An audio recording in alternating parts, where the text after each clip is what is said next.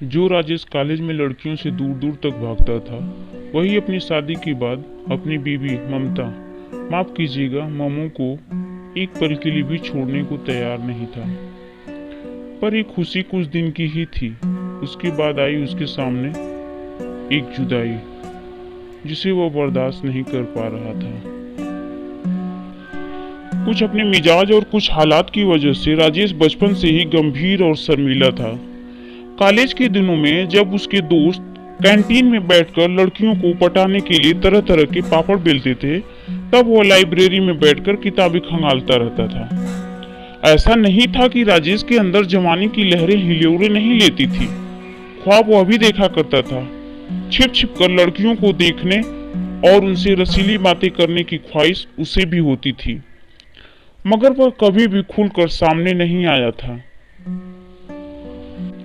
कई लड़कियों की खूबसूरती का कायल होकर राजेश ने प्यार भरी कविताएं लिख डाली, मगर जब उन्हीं में से कोई सामने आती तो वह सिर झुकाकर आगे बढ़ जाता था। शर्मीले मिजाज की वजह से कॉलेज की दबंग लड़कियों ने उसे ब्रह्मचारी नाम दे दिया था। कॉलेज से निकलने के बाद जब राजेश नौकरी करने लगा तो वहां भी लड़कियों के बीच काम करने का मौका मिला। उनके लिए भी उसके मन में प्यार पनपता था, लेकिन अपनी चाहत को कभी भी सबके सामने जाहिर नहीं होने दिया। वह अपनी चाहत को किसी से बताने की बजाय अपनी डायरी में दर्ज कर देता था। ऑफिस में भी राजेश की इमेज कॉलेज के दिनों वाली ही बनी रही। शायद औरत से राजेश का सीधा सामना कभी नहीं हो पाता अगर ममता उसकी जिंदगी में नहीं आती। उसे वह प्यार से मम्मू बुलाता था। जब से राजेश को नौकरी मिली थी, तब से माँ उसकी शादी के लिए लड़कियां ढूंढना शुरू कर दी थी। राजेश की माँ लगातार कोशिशें कर रही थी। माँ की कोशिश आखिरकार मम्मू के मिलने के साथ खत्म हो गई। राजेश की शादी मम्मू से हो गई। उसकी बीबी घर में आ गई। पहली रात को जब आस पड़ोस की भाभियां चुहल करते हुए मम्मू को राजेश के कमरे तक लाईं, तो वह बेहद शर्माई हुई थी। पलंग के एक कोने पर बैठकर उसने राजेश को तिरछी नजरों से देखा, लेकिन उसकी तिरछी नजर का सामना किए बगैर ही राजेश ने अपनी पलकें झुका ली थी। मोमो समझ गई थी कि उसका पति उससे भी ज्यादा नर्वस है। पलंग के कोने से उचककर वह राजेश के करीब आ गई और उसके सिर को अपनी कोमल हथेली से सहलाते हुए बोली, लगता है हमारी जोड़ी जमेगी नहीं। क्यों? राजेश ने भी घबराते हुए पूछा। हिसाब उल्टा हो गया ना, उसने कहा तो राजेश के पैरों तले जमीन खिसक गई। उसने बेचैन होकर पूछा, ऐसा क्यों कह रही हूँ मोमू? क्या हो गया? मुझसे कोई गलती हुई है क्या? प्लीज बताओ ना, ऐसा क्यों बोल रही हूँ मोमू? मुझे बहुत टेंशन हो रही है। क्या गड़बड़ हो गई है? यह गड़बड़ नहीं तो और क्या है? कुदरत ने तुम्हारे अंदर लड़कियों वाली शर्म भर दी और मेरे अंदर लड़कों वाली बेशर्मी। कहते हुए मोमू ने राजेश का माथा चूम लिया। मोमू के इस मजाक पर राजेश ने उसे अपनी बाहों में भरकर सीने से लगा लिया।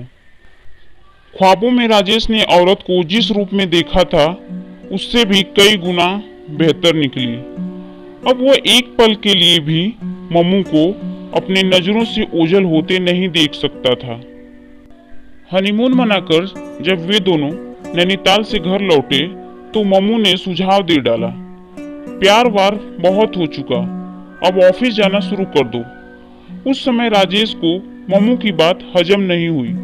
उसने मम्मू की पीठ सहलाते हुए कहा, नौकरी तो हमेशा करनी है मम्मू, ये दिन फिर लौट कर नहीं आएंगे। मैं छुट्टियां बढ़वा रहा हूँ। छुट्टियां बढ़ाकर क्या करोगे? हफ्ते भर बाद तो प्रमोशन के लिए तुम्हारा इंटरव्यू होना है। मम्मू ने त्योरियां चढ़ाकर खूब गुस्से में बोला।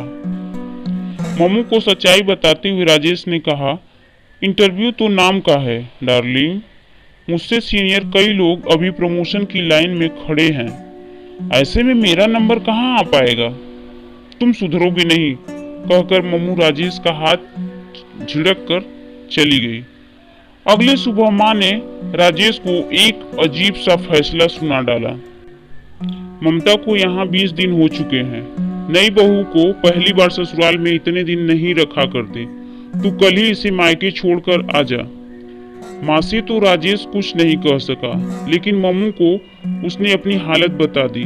मैं अब एक पल भी तुमसे दूर नहीं रह सकता मम्मू, मेरे लिए कुछ दिन रुक जाओ प्लीज। जिस घर में मैं 23 साल बिता चुकी हूँ, उस घर को इतनी जल्दी कैसे भूल जाऊं? कहते हुए मम्मू की आंखें भर आई। राजेश को इस बात का काफी दुख हुआ कि मम्मू ने उसके दिल में उमड़ते प्यार को दरकिनार कर अपने मायके को ज्यादा तहरीज दी, लेकिन मजबूरी में उसे मम्मू की बात माननी पड़ी और वह उसे उसके मायके छोड़ आया। मम्मू के जाते ही राजेश के दिन उदास और रातें सूनी हो गई। घर में फालतू बैठकर राजेश क्या करता, इसलिए वह ऑफिस जाने लगा। कुछ ही दिन बाद प्रमोशन के लिए राजेश का इंटरव्यू हुआ। वह जानता था कि यह सब नाम का है, फिर भी उसने अपनी तरफ से इंटरव्यू बोर्ड को खुश करने की पूरी कोशिश की। 2 हफ्ते बाद मम्मू मायके से लौट आई और तभी नतीजा भी आ गया। लिस्ट में अपना नाम देखकर राजेश खुशी से उछल पड़ा। दफ्तर में उसके सीनियर भी परेशान हो उठे कि उनको छोड़कर राजेश का प्रमोशन कैसे हो गया। जब राजेश ने तहकीकात कराई तो पता चला कि इंटरव्यू में राजेश के नंबर उसके सीनियर सहकर्मियों के बराबर थे। इस हिसाब से राजेश के बजाय उन्हीं में से किसी एक का प्रमोशन होना था, मगर जब छुट्टियों के पैमाने पर परख की गई तो उन्होंने राजेश से ज्यादा छुट्टियां ली रखी थी। इंटरव्यू में राजेश को इसी बात का फायदा मिला था। अगर मम्मू 2 हफ्ते पहले मायके न गई होती तो राजेश छुट्टी पर ही चल रहा होता और इंटरव्यू के लिए तैयारी भी न कर पाता। अचानक मिला यह प्रमोशन राजेश के करियर की एक अहम कामयाबी थी। इस बात को लेकर वह बहुत खुश था। उस शाम घर पहुंचकर राजेश को मम्मू की गहरी समझ का ठोस सबूत मिला। माँ ने बताया कि मायके की याद तो मम्मू का बहाना था। उसने जानबूझकर माँ से मशवरा करके मायके जाने का मन बनाया था ताकि वह इंटरव्यू के लिए तैयारी अच्छे से कर सके। अपनी माँ की बात सुनकर राजेश खुशी से उछल पड़ा और तेजी से मम्मू के कमरे में गया। मम्मू बैठी हुई थी। राजेश को देखकर बोली, माफ करना, मैंने तुम्हें बहुत तड़पाया, मगर यह जरूरी था तुम्हारी और मेरी तरक्की के लिए। क्या तुमसे दूर रहकर मैं खुश रही? मायके में 24 घंटे मैं तुम्हारी यादों में खोई रही। मैं भी तड़पती रही, लेकिन इस तड़प में भी एक मजा था। मुझे पता था कि अगर मैं तुम्हारे साथ रहती तो तुम जरूर छुट्टी लेते और कभी भी मन लगाकर इंटरव्यू की तैयारी नहीं करते। राजेश कुछ नहीं बोला, बस एकटक अपनी मम्मू को देखता रहा। मम्मू ने राजेश को अपनी बाहों में लेते हुए चुहल की, अब बोलो, मुझ जैसी कठोर बीवी पाकर तुम कैसा महसूस कर रहे हो? तुमको पाकर मैं निहाल हो गया हूँ मम्मू। राजेश अभी बोल ही रहा था कि मम्मू ने ट्यूबलाइट का स्विच ऑफ करते हुए कहा, बहुत हो चुकी तारीफ, अब कुछ और। मम्मू शरारत पर उतर आई। कमरा नाइट लैंप की हल्की हल्की रोशनी से भर उठा और मम्मू राजेश की बाहों में खो गई एक नई सुबह आने तक।